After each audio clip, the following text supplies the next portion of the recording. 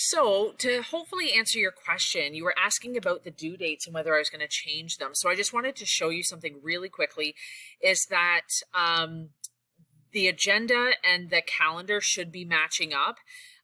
So, if we look at building a writer's community, that we can see September 9th. If we look at prompting prompts, September 9th. And if we look at the sharing strategies, September 9th.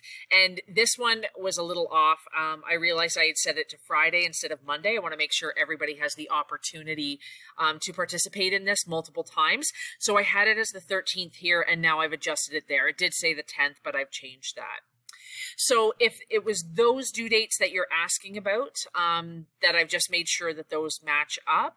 If we're going back to the discussions, not every assignment is a discussion, but just as I go through these, so I've changed these three because those are the ones that were on, and you'll notice that we're not in activity 3 yet. We will be next week, and the due date for this will change. So just as I'm going week by week, and as I sort of see the pace as to what we're working with, I will be changing these as we go throughout the course. So they will stay like in 2019 until I'm able to see where they're happening or if we're still doing them in the grand picture.